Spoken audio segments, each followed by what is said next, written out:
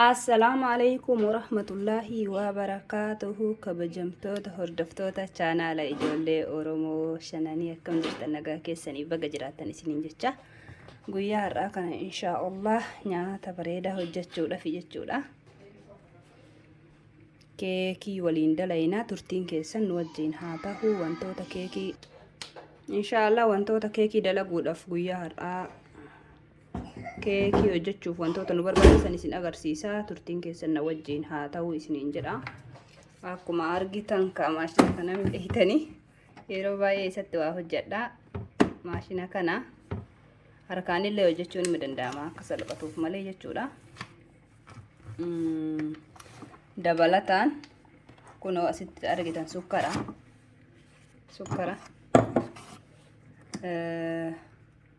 kun irshoodha. Irshoota maankiyaa lama fayyadamaa jechuudha. Maankaa nyaata. Kun immoo dhadhaadha. Kun dhadhaadha. Asitti argitan killeedha. Killee tanarraa habbaa 4 fayyadama. Kun immoo ka argitan kookoo kana kun argitanii kakao har'a daakuu isaa jechuudha. Bifa lama akka taatuuf dhumatarra itti fayyadama. Asitti ka argitan immoo kookosii powderii daakuu kookosii yookiin immoo daakuu haga tokko ka daakame jechuudha. Kookosii sanillee maankaa lama fayyadamaa jechuudha. Akkuma beekamu immoo kun immoo daakuu qamadiiti. Keekiin irraa hojjetamu waa hedduu irraa hojjetuu danda'an daakuu tanarraa jechuudha. Daakuu tana fayyadamaa jechuudha. Turtiin keessan na wajjin haa ta'u isiniin jedha. Dabalataan immoo aannani.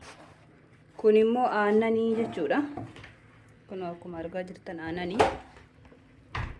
Wantoota kanneen nu barbaachisa jechuudha keekii dalaguudha. Kunoo isinitti mul'ata jedhee yaada inshallah. Maashina kanatti dabalaa jechuudha wantoota barbaachisan.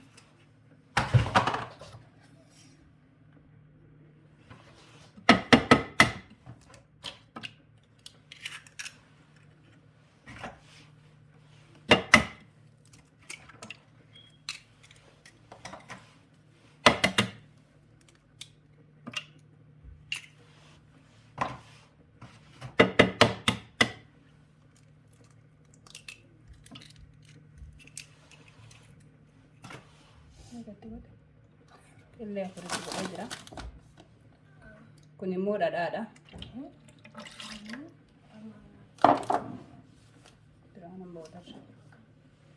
Asitti immoo kun sukkara.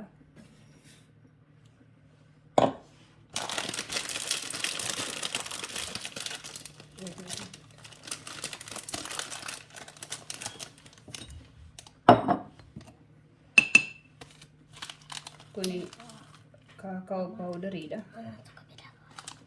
Serka wajji ka fagoo jirra irra. Maankaa lama itti dabalee jira jechuudha.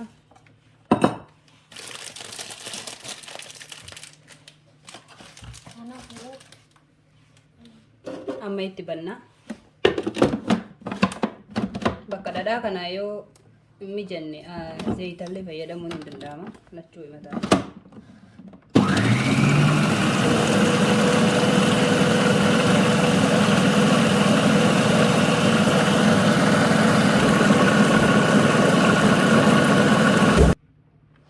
Amma xiqqoo siirappii irra buufna. Waanuma xiqqoo jechuun tilmaamumaan saaba maankaa tokko.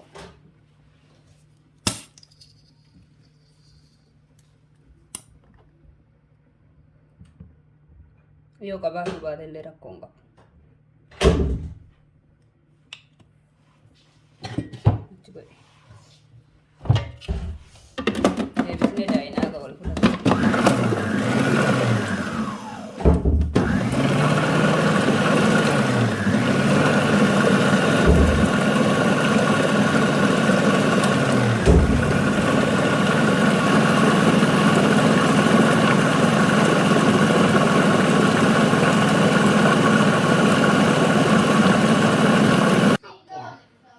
Amma aanan itti daballa. Sirriitti wal fudhatee jira jechuudha. Amma lakkoo isa xiqqarra kaayuu qabna.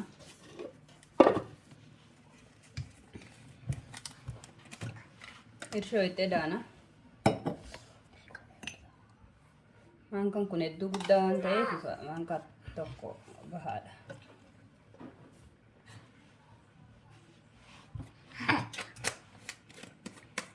Qadaati.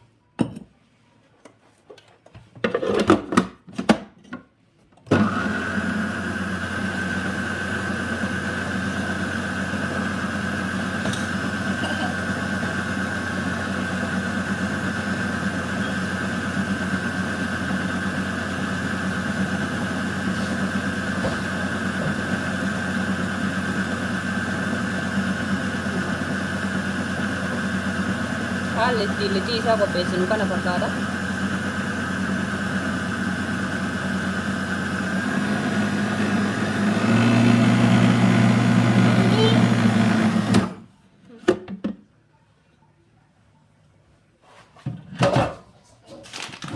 Daakuu itti edaanaa daakuu itti wayita edaanu hanga lixiin sun keekiif mijataa ta'utti itti edaana.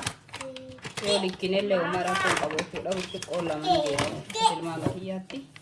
Garuu ani akkanumatti hojjedha. Bismillah.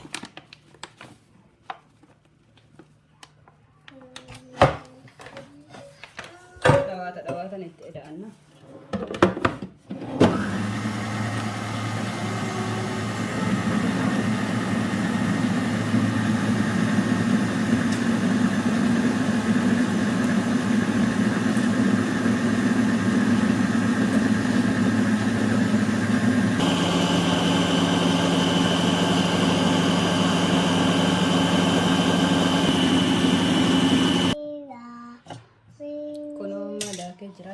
Qopheessee jira maashinni kun bifa kana gaafa ta'e akkanatti kan wal harkisu jechuudha. Akkatti yaa'uu danda'u gisee ta'e bareedadha jechuudha.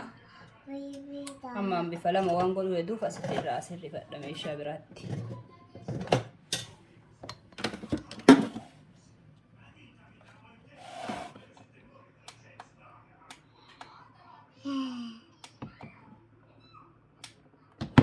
The Bluetooth device is ready to pair.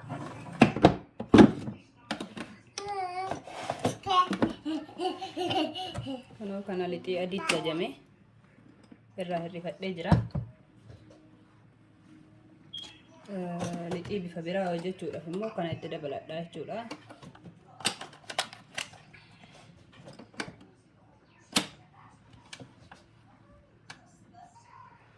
Amma kokoo kana itti dabalanna jechuudha. Kokoo.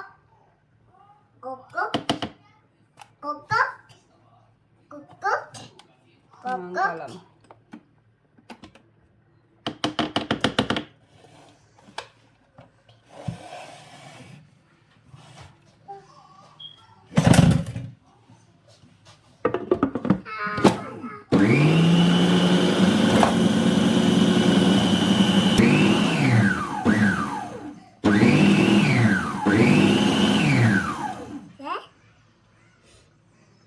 Kuno kopai. Dalatiyya itti deddeebisee banaa jira.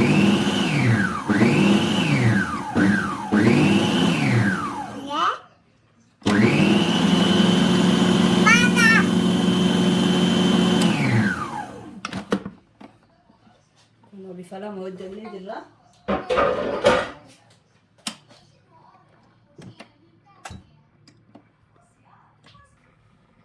Kuno amma bifa lama qabna jechuudha. Tokko kana inni kun kana yeroo bukaa'etti walitti deebinee kan waliin hojjennu ta'a. Turtiin keessan na wajjin haa ta'u isiniin jedha. Kuno hordoftoota kiyyaa amma ani wanta itti naqadhu qopheeffadhee jira jechuudha. Meeshaa keessatti bilcheessu kana fakkaata. Kuno kana qopheeffadhee jala isaa dhadhaa itti rigee ammallee immoo harcee wayii xiqqoo keessa buusu jechuudha. Akka hin qabannee fi hin qabattus istiidhaan. Kabiraan moo kana jechuudha. Yoo irraa hafeef kana qopheeffadhee jechuudha. Dizaayinii bareedaa baasti. Tolemee akkamitti akka itti kana lamaan itti naqu isin agarsiisa yoo naan jette inshallah. Inshallah distiin kana fi kana jechuudha. Bismillah. Adirraa eegallaa lixii adirraa jechuudha. bismillah.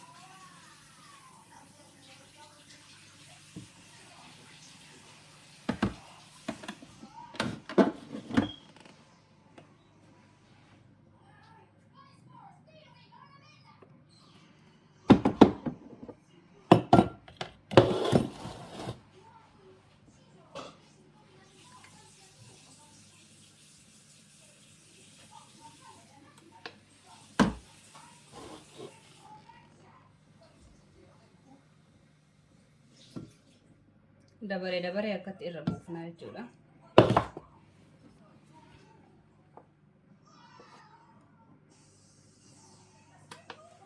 Bareedaa tahaa akkasitti ijoolleen faa itti gammadan,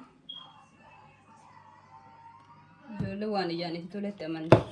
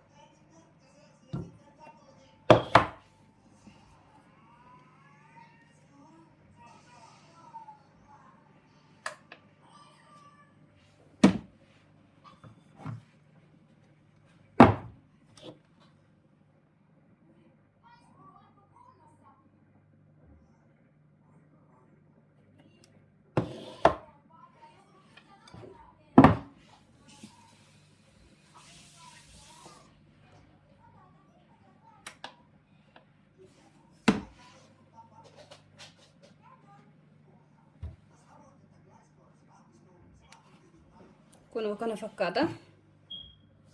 Akkanatti bifa bareedaa ta'een itti naqamee jira.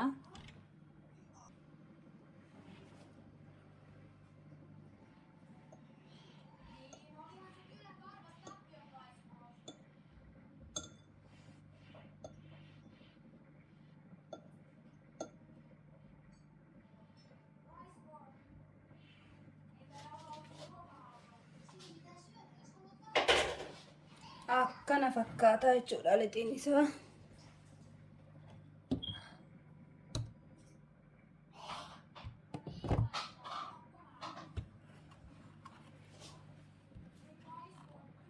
Kun hordoftoota keenya ibidda keessa kaa'amee jira jechuudha. Ibidda 200 irratti jalaa fi gubbaa itti banee jira.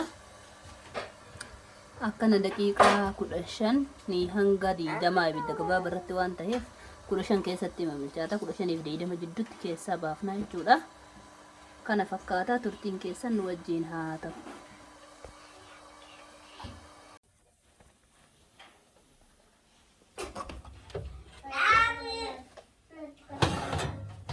Kun hordoftoota keenya bilchaatuu fi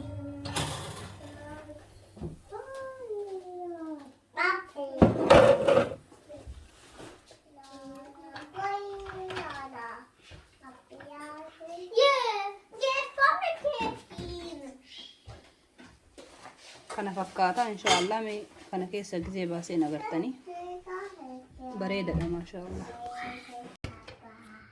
Kun hordoftoota kiyyaa akkanatti chokolaatii fi waan adda addaatiin itti godhee fi qopheessee fi jira jechuudha. Mee amma hin muraa fi nagartanii. Kun amma muruu fi dabaree eeggataa jiranii. Bismillah. Bismillah.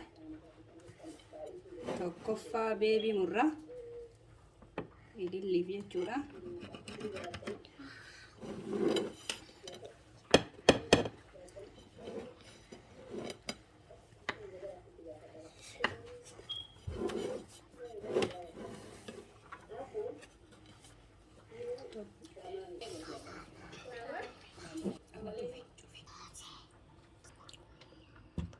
Kana fakkaataa Faatumaa fi kana maashaallah.